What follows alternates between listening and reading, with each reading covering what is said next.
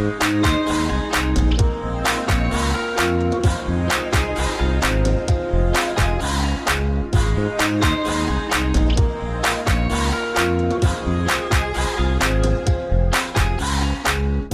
Lemont Unlocked podcast, and we've got a treat today. We're at Pollyanna Brewing, and we're going to be talking about the I&M Canal, which runs right next to this brewery. And it's a perfect day for this because the canal brings industry. Ever since it was dug to connect the waterways from the East Coast all the way through the Great Lakes down to the Gulf of Mexico, this was the thing that connected everything, and industry runs all along it. And behind us is a working brewery where they're literally cleaning the tanks and getting ready for another busy day here in Lemont. Anna Koval sitting here with me. She is from the Canal Corridor Association, and you are the president of that association. How are you? You got it. I'm doing just fine. Well, thank you so much for joining. That was a great introduction. The canal has been really important since 1848 or before. I nailed it though, right? Like that's how it works. Yeah. Like is everything else a natural waterway from the East Coast through the Great Lakes down to the Gulf of Mexico? Everything else is a natural waterway except for this that was hand dug, right? No, there are two. First, the Erie Canal across New York State. They had to dig, and that opened in 1825. And then we were the last link. So our canal, the Illinois Michigan Canal, goes from... It has nothing to do with the state of Michigan. No. Okay, it goes from... No, they shouldn't even have their name in there. This should be the Michigan. I Canal is what this should be. Right, from Lake Michigan to the Illinois River where it was navigable. And so it took 12 years to build it, dig it. It was not that difficult, but we had some economic hardships around the world during those times. But certainly... it opened up this area for commerce, and it's why we're sitting here today. Yeah, it's frozen over right now. I mean, it's right now. I think to myself, I could put on a pair of skates and just kind of go along it. How much use does it get these days? Does it get any use to it? No, I mean, I've walked along it here in Lemont. They do some wonderful things along the canal. I know just during the holidays, they had all those lights up and everything like that, and I went out here and walked it one night, and it was really cool. But how much use does it get now? So, well, it's not... it officially closed for commerce in 1933. This part of the world, the sanitary and ship canal replaced it, and on the western end, the Illinois waterway replaced it. So it's not open for commerce, but it's a recreational area, and so people ride their bikes, they run along it, they walk along it. There's not much in the water. There are some places where you can put a canoe in, and actually the Canal Corridor Association runs a canal boat on the other end of the canal, the western end. Oh, really? Yep. So pulled by a mule. So we use the canal all from about the middle of May through the end of October. Okay, all right. So I was reading up a little bit of the history. I'm going to try to impress you. You're the president of this association, so I want to prove that I know a little bit about the I&M Canal. This is the first heritage corridor or something. Ronald Reagan signed something. There's like 60 of these, but this is the first one. It's not a national park, but it's a protected corridor, if I believe. So, yeah, we don't have all that much protection, but it was a new designation in 1984 when it was designated, and it was kind of like the Park Service wanted to say, this is an important area. We're not going to come in and buy the land and make it a park, but we'd like to give a little money towards it and some expertise because we think the history of this area is important and somebody should be working on it. So we're not a national park, but we're kind of like a national park, and if you stop at many different places along the National Heritage area, you can get a National Park Service stamp. So a lot of people come and get their stamp. So we're affiliated with the park system. It's awesome. Okay, so... But can I tell you a story about ice skating? Oh, jump right in. Go for it. Since you were talking about... Because that's the first thing I thought of when I looked at it today. I was like, man, I wish I had my skates. I just go a couple miles down on that. So, historically, it would close in the winter because it would ice over. So from the middle of November through April, it would be closed.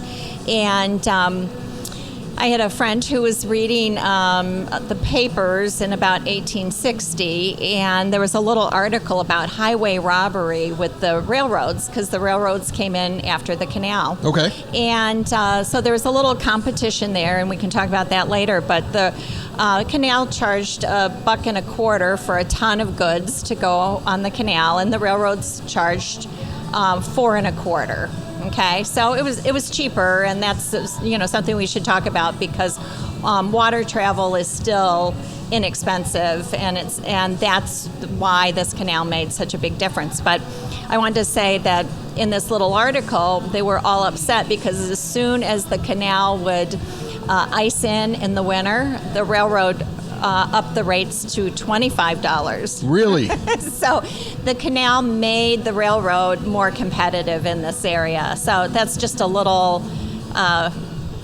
known fact. That's interesting. Let's talk about this area a little bit, because I know that, we're running from Lake Michigan way out, and it comes through Lemont. Tell me a little bit about the canal's influence on Lemont, and I would imagine it had a great influence on it. It's probably one of the reasons why this village is here. So when they were talking about starting the canal, building the canal, it even influenced where the northern boundary of Illinois was, because they wanted to keep it, the federal government wanted to keep it in one state. Okay. And when they were planning the canal, the federal government gave the state of Illinois a checkerboard of sections of land that the canal was going to go through, that they could plat and develop, and then use that money to build the canal. And so Lemont is one of our canal towns that was platted by canal commissioners and started because of the canal. It's a canal-born Yes. town. Yes, That's what this is. yes, as is Lockport. Joliet was there a little bit before because it's on the water, but Morris and Seneca and Utica and LaSalle are all canal towns. I would imagine that back when the canal was in full use, a place like Pollyanna Brewing, if it were located here and we're distributing this, they'd be using this canal to move things back and forth. Definitely, because the real impact... I bet you they wish they could do that now. Cut down on the cost. Right, the real impact of the canal was you could move heavy goods more cheaply. So many things traveled down the canal. Certainly building materials, as everyone was building, so lumber would come down from Wisconsin and go along the canal, but stone and gravel and then, of course, grain moved along the canal. The Board of Trade opened the same year as the canal opened, because now all of a sudden farmers had this larger market. They could just dump corn into the hull of a boat instead of putting it in sacks and taking their wagon. So it just really opened up the whole area. So people flooded the area. There was just a lot of development, and so there would have been places to eat and drink, and lots of industry. So let's talk a little bit about today what your association does, and how important is it when you get a village like Lemont that I know features this canal? Since I've started the project of Lemont Unlocked, the canal has been something that's been talked about to me multiple times. How important is that to have these towns that are along it still invested in it? Oh, it's so important. We're just a coordinating entity. We just get a little bit of money, and so we have to work with partners everywhere. So we work with all of our canal towns, lots of other not-for-profit organizations, historical societies, and the forest preserves and businesses. And it takes everybody to really create this wonderful tourism that we have in these towns and bring economic development back to town. So we focus on the history, but you can see all of this focuses on the fun too. So you come and you learn a little bit while you're having fun, or vice versa. You have a little fun while you're learning history. So let's kind of go through the history just a little bit here, okay? So the canal I want to. Is it 175 years, or were you over that now? We're at this over point? that now. Over that now. Yep. But a long time. 176. 176. I was off by one. Okay, so that's a long time for this canal to not only be here, but it was in service. You said into the 30s, correct? Yes. Okay, yes. so about 90 years of service. Yes. Okay, yes. So take me through the evolution of what it was probably used for in the beginning to where it was at probably in the 1930s when all of a sudden it stopped having so much water travel on it.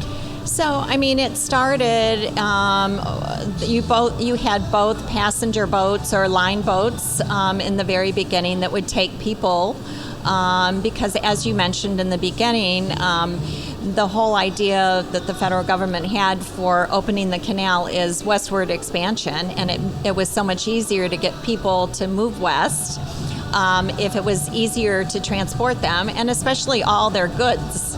So water travel was the way to go, and so we were part of this big New York Harbor through New Orleans a route of people moving into this area. And this is the tiny route. This is like the smallest, narrowest part of that entire route, I would imagine, right? Well, I mean, it feels that way as we look out here over the water at Pollyanna. Well, yeah, but I mean, the Erie Canal would have been about the same size. About the same size, okay. Yeah, and some of it's silted in. It would have been maybe a little bit bigger historically, but yeah, I mean the boats weren't very big, but so you had a lot of passengers in the early years, and then as things developed and there was more and more things here, then you had a lot more freight, and as the industry grew, the freight got more.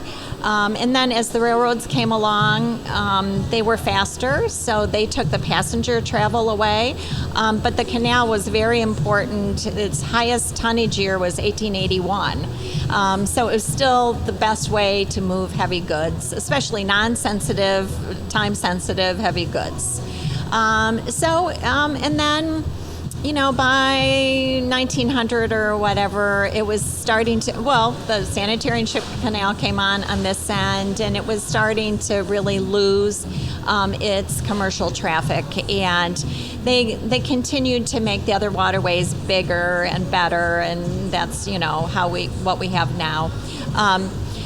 So not so much commercial traffic, and so in 33, when it officially closed, all the commercial traffic moved over to the Illinois It sounds like River. it was already kind of moved over at that point. Like, I mean, it had been tapering out. Yes, and they continued to make the other, the Illinois waterway and all bigger and better, you know, and then, you know, the Calumet Harbor, and there was just all of this. It's really a network, and so they just kept making it better. So the little canal was just retired. You talk about the early time of the canal and that 1848 until 1900 time period, and me being somebody who loves the Wild West and loves that time period very much. I love looking back at that section of American history. Well, we were the West in 1848. Right. Exactly. Yeah. That's what you're at that point. You're right there at the entryway to the West at that point. And you think about trains. You've been talking about trains. There were all kinds of train robberies. Was there piracy on the canal? Were there people trying to steal goods? Was there any kind of hijinks or ballyhoo happening? You know, there's probably some stories, but you have to remember it moves really slow. Okay. Okay, so. A slow robbery. Yes. So you Not as exciting. Not as exciting. They're just out of the ship. They're like, stop your ship. We're going to take some of your goods. We're going to leave. They got the little handkerchief over their face. Yeah. So, you know, because at the beginning, the boats were moved by either horses or mules. Okay. Okay, so they're along the side, pulling it through. Yeah, they're doing. on a towpath. Okay. The towpath, and they have a tow line that hooks between the mule teams and the boat. And so it's going 2 to 4 miles an hour. So I'm sure there were Sounds some easy to rob. things, Sounds yeah. easy to rob. Okay. Just say, to me, Get away. to me, it sounds easy to rob. That's just me. Okay, that's how my brain works. Okay, so now what we have though is this, you know, waterway that still moves through, like you said, all these different towns, including Lemont. What do you see in the future? Is it essentially just a very pretty thing that you build up around and remember the history? How do you view the canal now? So, I mean, I think it provides certainly physical evidence of the history here, and so I think that's really important to people to understand, you know, why does this place look like this? How did this happen? And so I think partly the story, but I think also it's a recreational asset. We not only do we have the I&M Canal State Trail, so we have about 75 miles of trail, which is mostly on the towpath. But we're also linked into bigger trails, so the Grand Illinois Trail, or I think they call it Illinois Trail, the American Discovery Trail. Those are all trails that go through here, and people are. We have a lot of bicyclists that ride the whole. That makes a lot of sense. Yeah. So it is really, you know, and then I think you just have people that go out for a walk every day or walk their dogs or whatever. We do know of some people that commute from one town to another on the trail, you know, by bicycle, things like that. I want a job like that. Yeah. Why don't I have a job like that where I can just commute along the trail as I, you know, just... It's pretty fun, and, you know, it's flat, so it's pretty easy, so almost everybody can ride. We do have, as our organization, we have 8 locations, including one here in Lemont for our bike rentals. So you do? Yes, right across the canal from where we are right now. So right across here from Pollyanna. Yep. There's a place where I can get bike rentals. Your association does that. Yes, we are closed for the winter, but but they'll be back. Right. As soon as only the weather psychos breaks. bicycle in the winter. I'm sorry for those of you doing it, but you're nuts. I mean, I don't know why you're doing that. Okay. Only psychos and college kids. Those are the only ones that are bicycling in the winter. Okay. So I mean, we left them out through most of December because, you know, every once in a while there's a good day. Yeah. So well, there's really great stories, and I would encourage everyone to come out and ride our canal boat because you'll get 40 minutes of great stories about things that have happened along the canal. How do I get on the canal boat? You just go to the website and book a ticket. And I can get on the canal boat. Yeah, we have about 330 choices through the summer. That's how many rides. I'm riding the canal this summer. You will see me. I'm going to get right out in front of it like in Titanic and throw my arms out. Yes, at 2 miles an hour. And you could walk with Mo or Larry. We have 2 mules. Okay. So yeah, you get to meet our mules. You get to see how it worked in 1848. The guys run the boat like it's 1848, and they look like they're from 1848 too. Oh, this sounds like a future episode of Lemont Unlocked. Just sitting on the canal boat for 40 minutes. I can't wait. Anything else you'd like to tell people about your association? Because I mean, you just mentioned it. One of your outpost, let's say, is right here in Lemont. Lemont's very important to the I&M Canal. If somebody wants to learn more about you or wants to maybe become involved in what's going on with the canal? We would love that. So the best place to start is with our website. That's inmcanal.org. Spelling out the word and you'll see all the different things. We have lecture series. We have over 300 interpretive signs along the trails. And in various towns, and there's a lot of brochures.